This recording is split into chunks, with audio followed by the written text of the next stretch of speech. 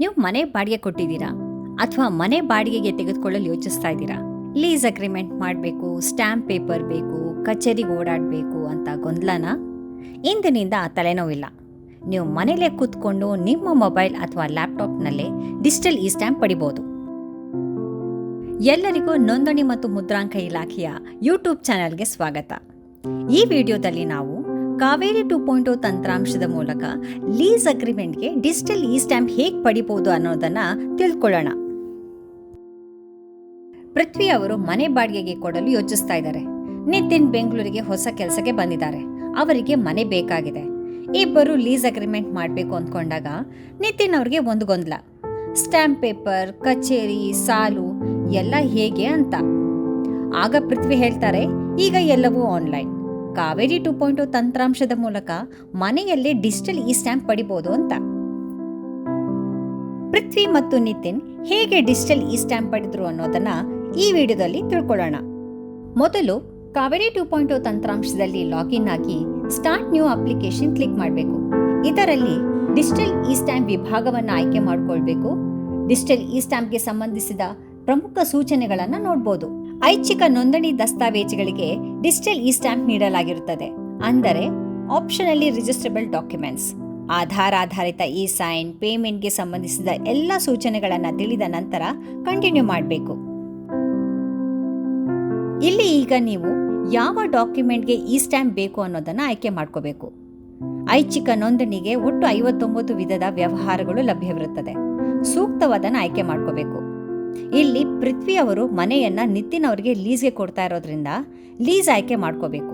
ಸಬ್ ಆರ್ಟಿಕಲ್ನಲ್ಲಿ lease not exceeding 1 year immovable residential ಪ್ರಾಪರ್ಟಿನ ಆಯ್ಕೆ ಮಾಡ್ಕೋಬೇಕು. ನಂತರ ಕಂಟಿನ್ಯೂ ಕ್ಲಿಕ್ ಮಾಡಬೇಕು. ಡಾಕ್ಯುಮೆಂಟ್ ಟೈಪ್ನಲ್ಲಿ ನಾನ್ ಅಗ್ರಿಕಲ್ಚರ್ ಅಂತ ಸೆಲೆಕ್ಟ್ ಮಾಡ್ಕೊಳ್ಬೇಕು. ನಾನ್ ಅಗ್ರಿಕಲ್ಚರಲ್ ಅಂದರೆ ಸೈಟು, ಮನೆ, ಅಪಾರ್ಟ್ಮೆಂಟು, ಇಂಡಸ್ಟ್ರಿ, ಕಮರ್ಷಿಯಲ್ ಬಿಸ್ನೆಸ್ಗೆ ಉಪಯೋಗಿಸುವ ಜಾಗ. ಹಾಗಾಗಿ ನಾನ್ ಅಗ್ರಿಕಲ್ಚರ್ ಅಂತ ಕರೀತಾರೆ. ಕೃಷಿ ಬೆಳೆಯೋ ಜಾಗವಾದರೆ ಅಗ್ರಿಕಲ್ಚರ್ ಅಂತ ಕರೀತಾರೆ. ಪೃಥ್ವಿಯವರ ಜಾಗದಲ್ಲಿ ಬಿಲ್ಡಿಂಗ್ ಕಟ್ಟಿ ಬಾಡಿಗೆಗೆ ಕೊಟ್ಟಿರೋದ್ರಿಂದ ಅದು ನಾನ್ ಅಗ್ರಿಕಲ್ಚರ್ ಆಗುತ್ತೆ. ಹಾಗಾಗಿ ನಾನ್ ಅಗ್ರಿಕಲ್ಚರ್ನ ಸೆಲೆಕ್ಟ್ ಮಾಡ್ಕೊಳ್ಬೇಕು. ನಂತರ ಪ್ರಾಪರ್ಟಿ ಟೈಪ್ನ ಸೆಲೆಕ್ಟ್ ಮಾಡ್ಕೊಳ್ಬೇಕು. ಗ್ರಾಮಕ್ಕೆ ಸಂಬಂಧಪಟ್ಟ ಆಸ್ತಿ ಆದರೆ ಈ ಸ್ವತ್ತು ಸೆಲೆಕ್ಟ್ ಮಾಡ್ಕೊಳ್ಬೇಕು. ನಗರದಲ್ಲಿ town panchayat, municipality, city municipal council, BBMP, corporation ಸಂಬಂಧಪಟ್ಟ ಆಸ್ತಿ ಆದರೆ ಈ ಆಸ್ತಿ ಸೆಲೆಕ್ಟ್ ಮಾಡ್ಕೊಳ್ಬೇಕು.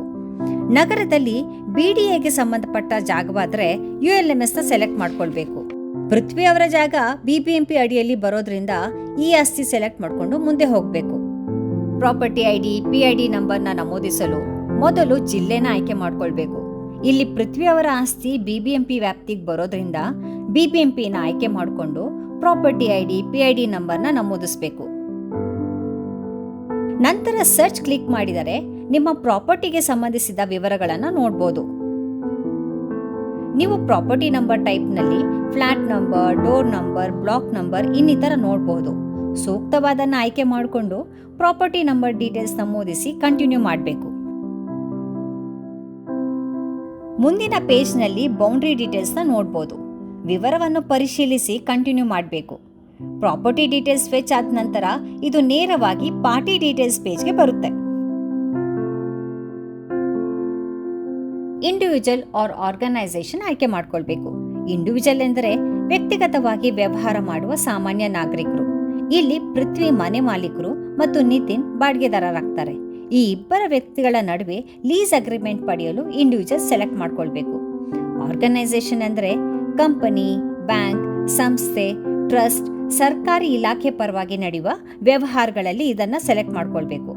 ಉದಾಹರಣೆಗೆ ಸಂಸ್ಥೆ ಅಥವಾ ಬ್ಯಾಂಕ್ ಮತ್ತು ಗ್ರಾಹಕರ ನಡುವಿನ ಒಪ್ಪಂದ, ಕಂಪನಿ ಲೀಸ್ ತೆಗೆದುಕೊಳ್ಳುವ ಸಂದರ್ಭ, ಟ್ರಸ್ಟ್ ಅಥವಾ ಸಂಸ್ಥೆ ಸಂಬಂಧಿತ ಡಾಕ್ಯುಮೆಂಟ್, ಸರ್ಕಾರಿ ಇಲಾಖೆ ಸಂಬಂಧಿತ ವ್ಯವಹಾರ, ಇಂತಹ ಸಂದರ್ಭಗಳಲ್ಲಿ ಆರ್ಗನೈಸೇಷನ್ ಆಯ್ಕೆ ಮಾಡ್ಕೊಳ್ಬೇಕು. ಆರ್ಗನೈಸೇಷನ್ ಹಾಗೂ ಇಂಡಿವಿಜುವಲ್ನ ಮುಖ್ಯ ವ್ಯತ್ಯಾಸ ಏನಂದ್ರೆ, ಇಂಡಿವಿಜುವಲ್ ಎಂದರೆ ವ್ಯಕ್ತಿಗಳು ಸ್ವತಃ ತಮ್ಮ ಹೆಸರಿನಲ್ಲಿ ವ್ಯವಹಾರ ಮಾಡುವಾಗ, ಆರ್ಗನೈಸೇಷನ್ ಅಂದರೆ ಸಂಸ್ಥೆಯ ಪರವಾಗಿ ಪ್ರತಿನಿಧಿ ಅಂದರೆ ರೆಪ್ರೆಸೆಂಟೇಟಿವ್ ಸಹಿ ಮಾಡುವಾಗ ಇದನ್ನ ಆಯ್ಕೆ ಮಾಡ್ಕೊಳ್ಬೇಕು. ಇಲ್ಲಿ ನಮ್ಮ ಉದಾಹರಣೆ ಪ್ರಕಾರ ಇಬ್ಬರು ಇಂಡಿವಿಜುವಲ್ ಆಗ್ತಾರೆ. ಇಲ್ಲಿ ಇಂಡಿವಿಜುವಲ್ ಸೆಲೆಕ್ಟ್ ಮಾಡ್ಕೊಳ್ಬೇಕು. ನಂತರ party 1 by default executive select ಆಗಿರುತ್ತೆ. ಎಕ್ಸಿಕ್ಯೂಟೆಂಟ್ ಅಂದರೆ ಯಾರೆಲ್ಲ ಡಾಕ್ಯುಮೆಂಟ್ನಲ್ಲಿ ಸಹಿ ಮಾಡ್ತಾರೋ ಅವರೆಲ್ಲ ಎಕ್ಸಿಕ್ಯೂಟೆಂಟ್. ಇಲ್ಲಿ ಪೃಥ್ವಿ ಮತ್ತು ನಿತಿನ್ ಇಬ್ಬರು ಎಕ್ಸಿಕ್ಯೂಟೆಂಟ್ ಆಗ್ತಾರೆ.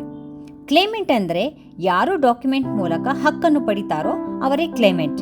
ಇಲ್ಲಿ ನಿತಿನ್ ಕ್ಲೇಮೆಂಟ್ ಆಗ್ತಾರೆ. ನಂತರ ನೀವು ವ್ಯಕ್ತಿಯ ಗುರುತನ್ನು ದೃಢೀಕರಿಸಬೇಕು.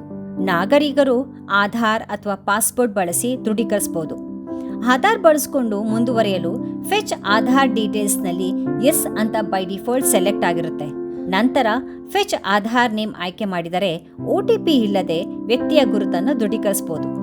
ಫೆಚ್ ಆಧಾರ್ ಕ್ಲಿಕ್ ಮಾಡಿಕೊಂಡು ಕನ್ಸೆಂಟ್ ನೀಡಿದಾಗ ವೆರಿಫೈ ಮಾಡಿದ ಮೇಲೆ ಇದು ಆಧಾರ್ ವೆರಿಫೈ ಮಾಡುವ ಪೇಜ್ಗೆ ಹೋಗುತ್ತದೆ. ಇಲ್ಲಿ ನಾಗರಿಕರು ತಮ್ಮ ಆಧಾರ್ ನಂಬರ್ ಹಾಗೂ ಆಧಾರ್ನಲ್ಲಿರುವ ತಮ್ಮ ಹೆಸರನ್ನು ನಮೂದಿಸಿ ನಂತರ ಚೆಕ್ ಬಾಕ್ಸ್ ಸೆಲೆಕ್ಟ್ ಮಾಡಿ ಸಬ್ಮಿಟ್ ಮಾಡಬೇಕು. ನಂತರ ಆಧಾರ್ ದೃಢೀಕರಣ ಯಶಸ್ವಿಯಾಗುತ್ತೆ.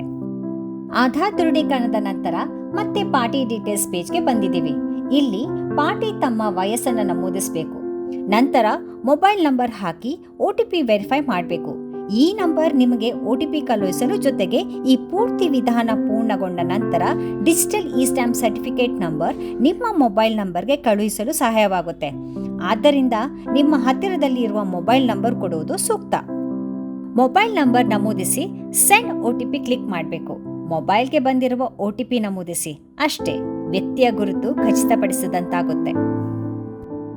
ಇಲ್ಲಿ ನಾವು ಪೃಥ್ವಿಯವರ ಹೆಸರನ್ನು ಫೆಚ್ ಮಾಡಲು ಆಧಾರ್ ಬಳಸಿ ವ್ಯಕ್ತಿಯ ಗುರುತನ್ನು ದೃಢೀಕರಿಸಿದ್ದೇವೆ. ಇಲ್ಲಿಗೆ ಪಾರ್ಟಿ 1 ಪೃಥ್ವಿ ಅವರ ಮಾಹಿತಿಯನ್ನು ಯಶಸ್ವಿಯಾಗಿ ನಮೂದಿಸಿದ್ದೇವೆ. ಸೇವ್ ಪಾರ್ಟಿ ಕ್ಲಿಕ್ ಮಾಡಿ ನಂತರ ಪಾರ್ಟಿ 2 ನಿತಿನ್ ಅವರ ಮಾಹಿತಿಯನ್ನು ನಮೂದಿಸಲು ಆಡ್ ಪಾರ್ಟಿ ಕ್ಲಿಕ್ ಮಾಡಬೇಕು. ನಿತಿನ್ ಅವರ ಹೆಸರನ್ನು ವೆರಿಫೈ ಮಾಡಲು ಆಧಾರ್ ಬಳಸಿ ಇದೇ ವಿಧಾನವನ್ನು ಅನುಸರಿಸಬೇಕು.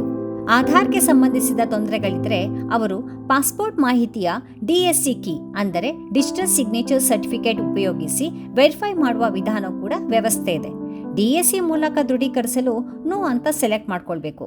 ಅಗತ್ಯವಿರುವ ಡಿಜಿ ಸೈನರ್ ಎಕ್ಸ್ಟೆನ್ಷನ್ಸ್ ಡೌನ್ಲೋಡ್ ಮಾಡಿ ಇನ್ಸ್ಟಾಲ್ ಮಾಡಬೇಕು. ನಂತರ DSC ಕ್ಲಿಕ್ ಮಾಡಬೇಕು. ಸಂಸ್ಥೆಯ ಪರವಾಗಿ ರೆಪ್ರೆಸೆಂಟೇಟಿವ್ ಆಗಿ ಬಂದಿರುವ ವ್ಯಕ್ತಿ ಕೂಡ ಇದೇ ರೀತಿ ತಮ್ಮ ಗುರುತನ್ನು ದೃಢೀಕರಿಸಬೇಕು. ಇದೇ ರೀತಿ ಎರಡನೇ ಪಾರ್ಟಿ ಅಥವಾ ಕ್ಲೇಮೆಂಟ್ ನಿತಿನ್ ಅವರ ಗುರುತು ದೃಢೀಕರಿಸಲು ಸೂಕ್ತವಾದ ವಿಧಾನವನ್ನು ಅನುಸರಿಸಿ ತಮ್ಮ ಗುರುತನ್ನು ದೃಢೀಕರಿಸಬೇಕು. ಮುಂದಿನ ಪೇಜ್ನಲ್ಲಿ ಸಾಕ್ಷಿದಾರರ ಗುರುತು ದೃಢೀಕರಿಸಬೇಕು. ಇಲ್ಲಿ ಸಾಕ್ಷಿದಾರರಾಗಿ ಪೃಥ್ವಿರವರ ಸ್ನೇಹಿತ ರವಿರವರ ವಿವರವನ್ನು ಇದೇ ರೀತಿ ನಮೂದಿಸಬೇಕು. ಈಗ ಅಗ್ರಿಮೆಂಟ್ ವಿವರಗಳನ್ನು ಹೇಗೆ ನಮೂದಿಸಬೇಕು ಅನ್ನೋದನ್ನ ನೋಡೋಣ. Rate per month, number of years, advance amount. ನೀವು ನಿಮ್ಮ ಒಪ್ಪಂದಕ್ಕೆ ಅನುಗುಣವಾಗಿ ಈ ಮಾಹಿತಿಯನ್ನು ನಮೂದಿಸಬೇಕು. ಇಲ್ಲಿ ನಿತಿನ್ ತಿಂಗಳಿಗೆ 15,000ದಂತೆ 1 ವರ್ಷದ ಅವಧಿಗೆ ಲೀಸ್ ಪಡಿತಾ ಇದ್ದಾರೆ. ಈ ಮಾಹಿತಿ ಹಾಗೂ ಅಡ್ವಾನ್ಸ್ ಆಗಿ ಕೊಡ್ತಾ ಇರುವಂತಹ ಮೊತ್ತವನ್ನು ನಮೂದಿಸಬೇಕು. ನಂತರ ಕ್ಯಾಲ್ಕುಲೇಟ್ ಕನ್ಸಿಡರೇಷನ್ ಕ್ಲಿಕ್ ಮಾಡಬೇಕು. ಕ್ಯಾಲ್ಕುಲೇಟ್ ಫೀ ಕ್ಲಿಕ್ ಮಾಡಬೇಕು. ಎಷ್ಟು ಸ್ಟ್ಯಾಂಪ್ ಡ್ಯೂಟಿ ಪಾವತಿಸಬೇಕು ಅನ್ನೋದನ್ನ ಸಿಸ್ಟಮ್ ತೋರಿಸುತ್ತೆ. ನಮೂದಿಸಿರುವ ಮಾಹಿತಿಯನ್ನು ನೋಡಬಹುದು. ಮಾಹಿತಿಯನ್ನು ಪರಿಶೀಲಿಸಿ continue to generate document click ಮಾಡಿದರೆ ಅಗ್ರಿಮೆಂಟ್ ಡ್ರಾಫ್ಟ್ ನಮೂದಿಸುವ ಪೇಜ್ಗೆ ಹೋಗುತ್ತದೆ. ನಿಮ್ಮ ಲೀಸ್ ಅಗ್ರಿಮೆಂಟ್ ಡ್ರಾಫ್ಟ್ ಅನ್ನು ಇಲ್ಲಿ ನಮೂದಿಸಬಹುದು ಅಥವಾ ಅಗ್ರಿಮೆಂಟ್ ಡ್ರಾಫ್ಟ್ ನ ಇನ್ಸರ್ಟ್ ಮಾಡಬಹುದು. ಡ್ರಾಫ್ಟ್ ನಮೂದಿಸಲು MS ವರ್ಡ್, ಗೂಗಲ್ ಡಾಕ್ಸ್ ಅಂತಹ ಸಾಫ್ಟ್ವೇರ್ಗಳನ್ನ ಬಳಸಬಹುದು. ಇಲ್ಲಿ ಕನ್ನಡ ಹಾಗೂ ಇಂಗ್ಲಿಷ್ ಎರಡರಲ್ಲೂ ಕೂಡ ಡ್ರಾಫ್ಟ್ ನಮೂದಿಸಬಹುದು. ಅಗ್ರಿಮೆಂಟ್ಗೆ ಸಂಬಂಧಪಟ್ಟ ವಿಷಯವು ಕನಿಷ್ಠ 500 ಅಕ್ಷರಗಳನ್ನು ಹೊಂದಿರಬೇಕು ಹಾಗೂ ಯೂನಿಕೋಡ್ ಫಾಂಟ್ ಬಳಸುವುದು ಸೂಕ್ತ. ಬರೆದುಕೊಂಡ ಡ್ರಾಫ್ಟ್ ಅನ್ನ ಎಡಭಾಗದಲ್ಲಿ ಇನ್ಸರ್ಟ್ ಮಾಡಬೇಕು. ನಂತರ PDF ಜನರೇಟ್ ಆಪ್ಷನ್ ಮೇಲೆ ಕ್ಲಿಕ್ ಮಾಡಿದಾಗ ಬಲಭಾಗದಲ್ಲಿ ಡಿಜಿಟಲ್ ಇ-ಸ್ಟ್ಯಾಂಪ್ ಪ್ರಿವ್ಯೂನ ನೋಡಬಹುದು. ಈ ಹಂತದವರೆಗೂ ನೀವು ಡ್ರಾಫ್ಟ್ ಅನ್ನ ಎಡಿಟ್ ಮಾಡಬಹುದು.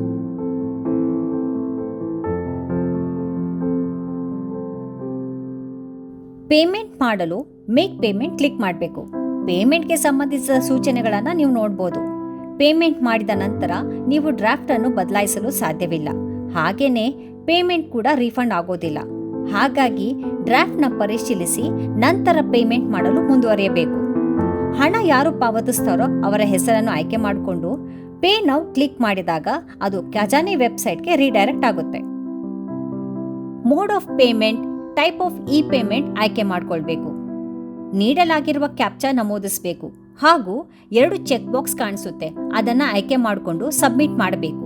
UPI, debit card, net banking ಮೂಲಕ ಹಣ ಪಾವತಿಸಬಹುದು. ಸೂಕ್ತವಾದನ್ನು ಆಯ್ಕೆ ಮಾಡಿಕೊಂಡು ಹಣ ಪಾವತಿಸಿ ಪೇಮೆಂಟ್ ಯಶಸ್ವಿಯಾಗಿ ಪೂರ್ಣಗೊಳಿಸಿದ ನಂತರ ನಾವು ಡಿಜಿಟಲ್ ಎಕ್ಸಿಕ್ಯೂಷನ್ ಆಫ್ ಡಾಕ್ಯುಮೆಂಟ್ ಪೇಜ್ಗೆ ಬಂದಿದ್ದೇವೆ. ಅಂದರೆ ದಾಖಲೆಗಳನ್ನು ಡಿಜಿಟಲ್ ರೀತಿಯಲ್ಲಿ ಕಾರ್ಯಗತಗೊಳಿಸುವುದು. ಇದು ಬಹಳ ಮುಖ್ಯವಾದ ಹಂತ. ಡಿಜಿಟಲ್ ಇ-ಸೈನ್ ಮಾಡುವ ಸಮಯದಲ್ಲಿ ಪಾರ್ಟಿ ಹಾಜರಿದ್ದರೆ ಇ-ಸೈನ್ ಅನ್ನೋ ಆಪ್ಷನ್ ಬಳಸಿಕೊಂಡು ಇ-ಸೈನ್ ವಿಧಾನವನ್ನು ಪೂರ್ಣಗೊಳಿಸಬಹುದು. ಇಲ್ಲಿ ಪೃಥ್ವಿ ಅವರು ಡಿಜಿಟಲ್ ಇ-ಸ್ಟ್ಯಾಂಪ್ ಸೃಜಿಸಲು ಅವರೇ ಮಾಹಿತಿಯನ್ನು ನೀಡ್ತಾ ಇರೋದ್ರಿಂದ ಅವರು ಇ-ಸೈನ್ ಕ್ಲಿಕ್ ಮಾಡಿ ವೆರಿಫಿಕೇಶನ್ ಪೂರ್ಣಗೊಳಿಸಬಹುದು. ಆಧಾರ್ ನಂಬರ್ ನಮೂದಿಸಬೇಕು. ನೀಡಿರುವ ಮೊಬೈಲ್ ನಂಬರ್ಗೆ OTP ಬರುತ್ತದೆ. OTP ನಮೂದಿಸಿ ಸಬ್ಮಿಟ್ ಮಾಡಬೇಕು. ಇಲ್ಲಿಗೆ ಪೃಥ್ವಿ ಅವರ ಇ-ಸೈನ್ ಪೂರ್ಣಗೊಂಡಿದೆ.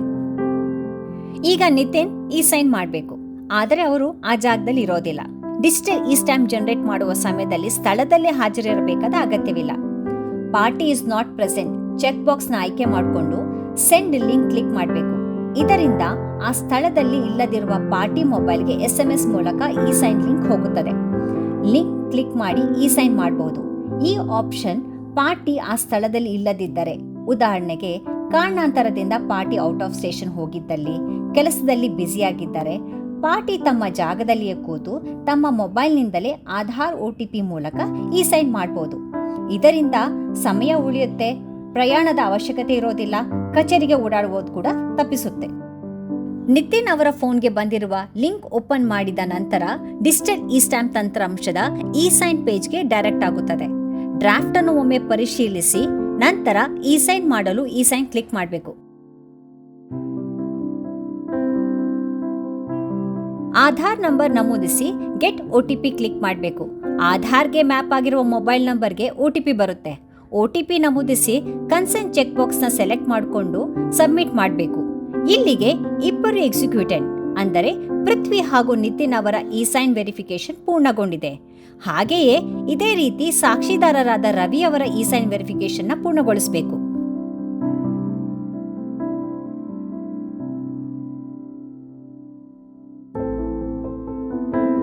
ಇ-ಸೈನ್ ಪೂರ್ಣಗೊಂಡ ನಂತರ ಡಾಕ್ಯುಮೆಂಟ್ ಡೌನ್ಲೋಡ್ ಮಾಡಬಹುದು. ನೀವು ಕೊಟ್ಟ ಮೊಬೈಲ್ ನಂಬರ್ಗೆ ಡಿಜಿಟಲ್ ಇ-ಸ್ಟ್ಯಾಂಪ್ ನಂಬರ್ ಇರುವ SMS ಕೂಡ ಬರುತ್ತೆ. ಅದನ್ನು ಸುರಕ್ಷಿತವಾಗಿ ಇಟ್ಕೊಳ್ಳಿ. ಜೊತೆಗೆ ಡ್ಯಾಶ್ಬೋರ್ಡ್ನಲ್ಲಿ ಯಾವಾಗ ಬೇಕಾದರೂ ಮತ್ತೆ ಡೌನ್ಲೋಡ್ ಮಾಡಬಹುದು. ಭವಿಷ್ಯದಲ್ಲಿ ಡಿಜಿಟಲ್ ಇ-ಸ್ಟ್ಯಾಂಪ್ ಡಿಜಿಲಾಕರ್ನಲ್ಲಿ ಕೂಡ ಲಭ್ಯವಾಗಲಿದೆ.